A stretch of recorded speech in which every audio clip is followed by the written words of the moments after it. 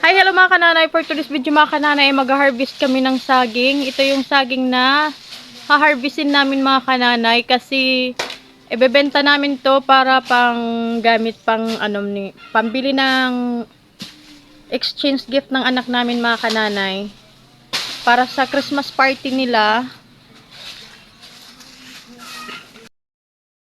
Yun yung saging mga kananay sa taas.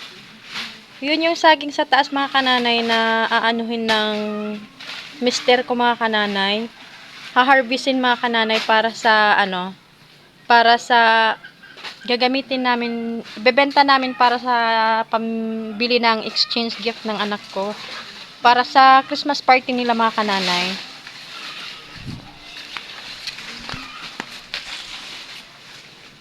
Naandun yung ko mga kananay, yung mister ko.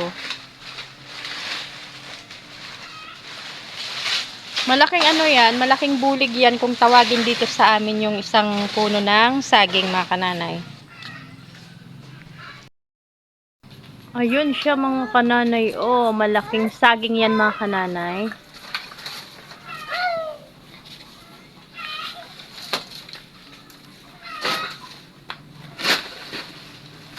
Ganyan yung mga kananay, ganyan yung pag-harvest dito kasi mataas to, malaking puno din. At saka may malapit na mga kananay, may malapit na kalamansi kaya kailangan hindi dapat madaganan yung kalamansi.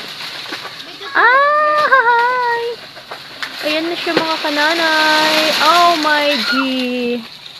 So ayan na yung saging mga kananay. Yung saging mga kananay na marami ng hinog. Bebenta namin to mga kananay. Wow!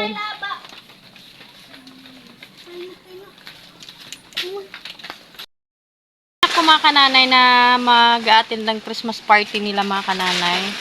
Ito yung panganay. So ayun na mga kananay. Nandiyan na yung saging o. Ayan o. Yan na yung saging. Malaking bulig kung tawagin dito sa amin. Bulig yung isang puno. Para sa para sa Christmas party, bebenta namin para makabili ng pang-exchange gift yung anak ko.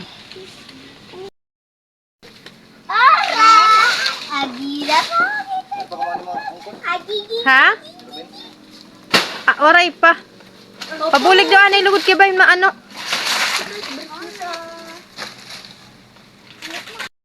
Mga kananay. Ito na yung sinasabi na pag may itinanim, may aanihin. Masipag kasi magtanim yung ko mga kananay. Yung mister kong mabait. Charot. Malaking bulig na saging.